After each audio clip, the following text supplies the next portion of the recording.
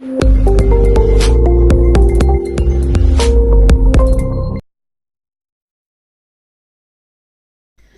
Everyone, greetings from doctor Rashmi homeopathy.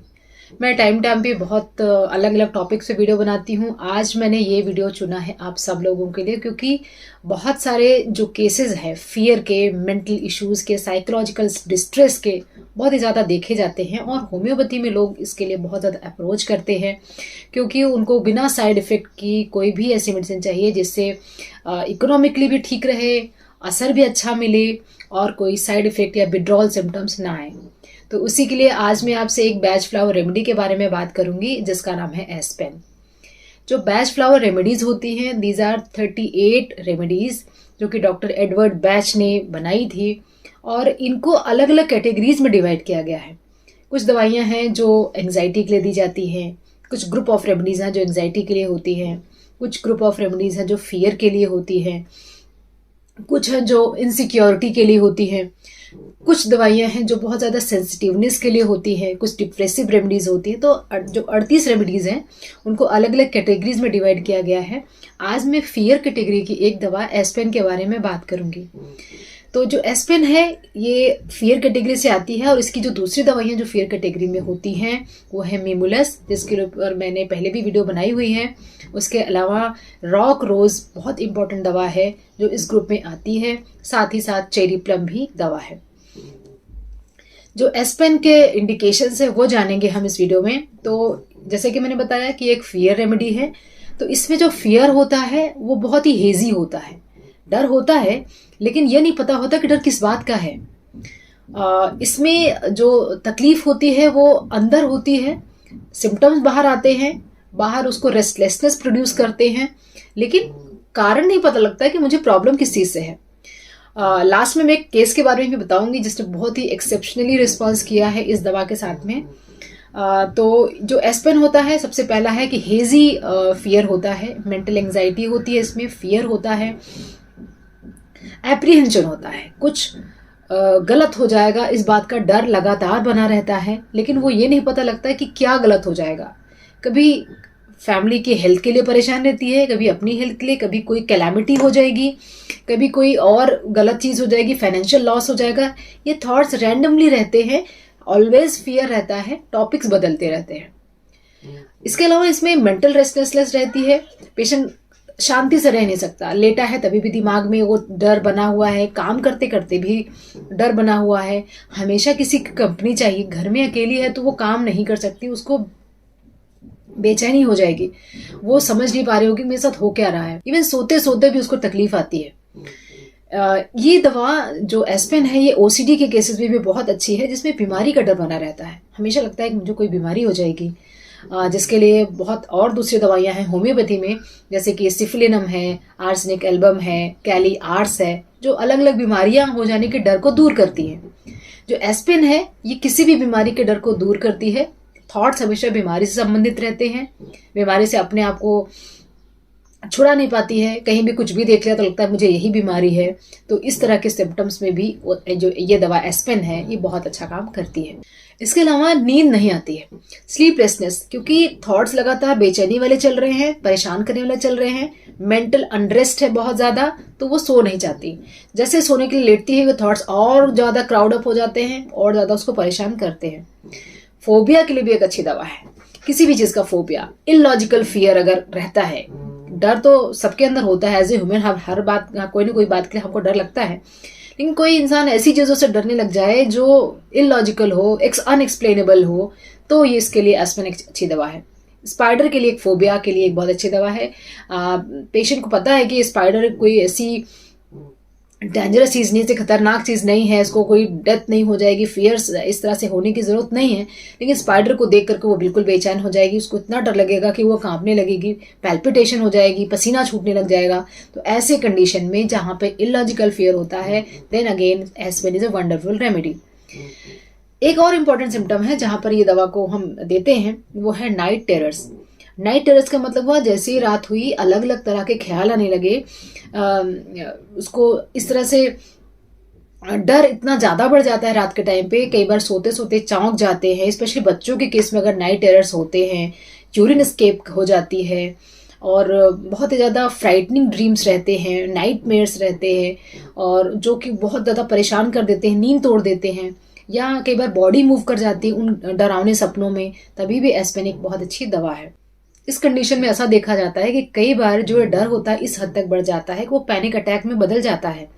Patient को कुछ भी नहीं हुआ है, नॉर्मल वो बैठी हुई है, लेकिन उसको एकदम से अचानक से कोई ऐसा थॉट आ गया, उस थॉट ने उसको और ज़्यादा परेशान किया, और ज़्यादा उसकी इंटेंसिटी बढ़ी, और ज़्यादा डर बढ़ा, और एकदम से उसको पैनिक अटैक आ गया। एक सिंगल थॉट से, डर वाले एक विचार ने उसको पूरा पैनिक में बदल दिया। ये कंडीशन में भी aspirin is a wonderful remedy. Otherwise इस तरह के लोग, जो लोग बाहर नहीं जा पाते हैं, बाहर जाने से डर लगता है, उनको हमेशा डर लगा रहता है कि बाहर जाने से एक्सीडेंट हो जाएगा या कोई ऐसी घटना हो जाएगी, उसको थॉट हमेशा डेथ से रिलेटेड रहते हैं, बीमारी से रिलेटेड रहते हैं, सपने में भी डेथ से रिलेटेड सपने आते हैं, और कोई भी काम वो अकेले नहीं कर सकती, घर के अंदर अकेले नहीं रह सकती, बाहर नहीं जा सकती, ऑलवेज वांट्स अ कंपनी। थोड़ा सा उसको बेटर फील होता है जब वो किसी और के साथ में होती है। तो ये कंडीशंस के अंदर एस्पिरिन एक बहुत अच्छी दवा है। होम्योपैथी की बहुत अच्छी दवाइयाँ हैं, और इसके साथ में जो बैच फ्लावर रेमेडी एस्पिरिन है, इसको हम साथ में भी बहुत सारी साइकोलॉजिकल इश्यूज में इसको हम देते हैं। अब मैं आपको एक केस के बारे में बताती हूँ। ये केस है एक मेनोपॉजल फीमेल का। फीमेल की एज है 46 ईयर्स। 1-2 साल से इरेगुलर पीरियड्स होने शुरू हुए थे, और ये जो रेस्टलेसनेस है, एंग्जाइटी है, और नींद नहीं आना, ये 2-3 समस्याएं एक साथ में पेशेंट को शुरू हुई थी। क्योंकि पेशेंट मेनोपॉजल फेज में है, बच्चे उनके बाहर स्टडी करने के लिए जा चुके हैं, सिर्फ घर पे हस्बैंड वाइफ रहते हैं। जो फीमेल है उसको ऐसा लगता है कि जब उसके हस्बैंड का ऑफिस जाने का टाइम होता है तो बिल्कुल वो घबराने सी लगती है। उसको लगता है कि अभी चले जाएंगे तो मुझे कुछ हो जाएगा, तो मुझे कौन संभालेगा, पता नहीं मैं कॉल भी कर पाने की कंडीशन में रहूंगी या नहीं रहूंगी। Although patient is physically fit, उसको कोई भी तकलीफ नहीं है, वैसा कोई तकलीफ नहीं है कि टेस्ट में कुछ ऐसे गड़बड़ियां चल रही है, कोई इलाज चल रहा है किसी चीज़ का, बीपी वगैरह भी ऑलमोस्ट नॉर्मल ही है, लेकिन फिर भी उसको हमेशा डर लगता है कि जैसे ही मेरा हस्बैंड ऑफिस के लिए जाएगा मुझे कुछ हो सकता है, और हो जाएगा तो मैं हेल्पलेस रहूंगी, कैसे मैं किसी से हेल्प मांगूंगी। तो जब वो जाने लगते हैं तो उसकी एंग्जाइटी बहुत ज़्यादा बढ़ जाती है। फिलहाल क्योंकि हस्बैंड को ऑफिस जाना ही है तो किसी तरह से अपने आप को दिन भर वो मैनेज करती है, बट शाम के टाइम पे हस्बैंड के ऑफिस आने के बाद अगर फिर से हस्बैंड को किसी काम के लिए इधर उधर जाना हुआ तो उनको बिल्कुल जाने नहीं देती। इवन हस्बैंड ने भी खुद बताया कि मैं कहीं जा नहीं सकता उनको छोड़ के, क्योंकि ये बहुत घबरा जाती है, इनको पैल्पिटेशन होने लगती है, मुझे इनके साथ ही रहना पड़ता है, मैंने सारा काम छोड़ दिया है, अभी घर पे ही हर चीज़ें मंगा लेता हूँ, मैं ऑर्डर कर लेता हूँ, मैं बहुत ही कम केसेस में, रेयरेस्ट ऑफ रेयर केसेस में भी बाहर जाता हूँ मैं ऑफिस से आने के बाद, क्योंकि वो एक एश्योरेंस उसको मिलता है कि अब तो ये कहीं नहीं जाने वाले। बात करने के दौरान पेशेंट ने बताया कि उनको नींद भी नहीं आती है, और नींद अगर किसी तरह आ भी गई तो कच्ची नींद रहती है, छोटी छोटी आहट से नींद खुल जाती है, स्पेशली सुबह 4 बजे तक उसको नींद खुल जाती है और दोबारा उसको नहीं आती है। और एक और इम्पॉर्टेंट चीज़ है पेशेंट की कि हमेशा उसको लगता है कि यहाँ पे कुछ भारी भारी सा लगता है, कि जैसे हम रो देते हैं कई बार तो गला भर आता है, तो वैसे उसको हमेशा लगा रहता है। तो एंग्जाइटी, रेस्टलेसनेस, स्लीपलेसनेस और मेनोपॉजल डिस्टर्बेंसेस, इन सब चीज़ों से ये पता चलता है कि पेशेंट के अंदर जो एंग्जाइटी है it is actually hormonal anxiety, but उसको इतना एग्जेजरेटेड और इतना इलॉजिकल हो गया है। उसका इलॉजिकल फियर इसलिए है क्योंकि हस्बैंड के जाने के बाद उसको कुछ हो जाएगा, वो तो किसी को कभी भी हो सकता है, लेकिन ये जो अलग सा है कि मुझे कुछ हो जाएगा तो मैं कैसे मैनेज करूंगी, तो इस तरह का जो फियर था वो अंडरस्टैंड कर रही थी इस बात को कि मैं पता नहीं क्यों ऐसा सोचती हूँ, मेरे कंट्रोल नहीं है, फिर भी मैं ऐसा सोचती हूँ। तो इस ट्रीटमेंट में हमने जो सिलेक्शन किया था वो एक सीपिया हमने दिया था। सीपिया बहुत अच्छी दवा है, वैसे इसमें इंडिफरेंस बहुत ज़्यादा रहता है, लेकिन हार्मोनल इम्बैलेंस को बेटर करने के लिए और बाकी सिम्टम्स को देखते हुए सीपिया की सिंगल डोज प्रिस्क्राइब करने के साथ हमने एस्पिरिन स्टार्ट की थी, and it has given wonderful result. अभी पेशेंट जो हमारी जब बात होती है तो पेशेंट खुद से अपने सिम्टम्स बताती है। पहली कंसल्टेशन में हस्बैंड के साथ ही उसने कंसल्ट किया, नेक्स्ट टाइम से अब वो खुद अपनी बातें बता लेती है। फियर काफ़ी हद तक कम हो चुका है, स्पेशली जो इलॉजिकल चीज़ें थी ना वो कम हुई हैं। पीरियड्स भी अभी थोड़े से रेगुलर हुए हैं, ऑल्दो मेनोपॉजल फेज है तो उतनी चीज़ें नहीं होंगी, धीरे धीरे करके पीरियड्स बंद ही होने वाले हैं, बट मेंटल स्फीयर पे और दिमाग को काम करने के लिए, शांत करने के लिए इस दवा ने बहुत अच्छा काम किया। तो जो दवाई हम सिलेक्शन करते हैं बैच फ्लावर की, हमेशा इमोशनल डिस्टर्बेंसेस जब रहती है उन पर इसको सिलेक्शन करते हैं। और बहुत हद तक ये दवाइयाँ without any side effect, without any giving any aggravation, symptoms को बढ़ाती नहीं है और बहुत हद तक आपकी इमोशनल जो डिस्टर्बेंस है उसको ठीक करने में मदद करती है। तो मिमुलस के बारे में मैंने जो लास्ट वीडियो बनाई थी मिमुलस, उसमें बताया था कि there is a fear, but वो लॉजिकल फियर है, वो समझ आता है कि किस बात का डर है, नोन चीज़ों का डर है। इसमें अननोन चीज़ों का डर है, डर लगता है लेकिन पता नहीं लगता डर लगता किस बात का है। कभी कुछ तो कभी कुछ, मतलब every time there is a fear but she doesn't know कि what kind of fear she has. तो इस तरह के लक्षणों में एस्पिन दिया जाता है। डोसेस की अगर हम बात करें तो एस्पिन को हम 4 से 5 बूंदें डायरेक्ट टंग पे देते हैं तो ज़्यादा अच्छा असर इसका रहता है।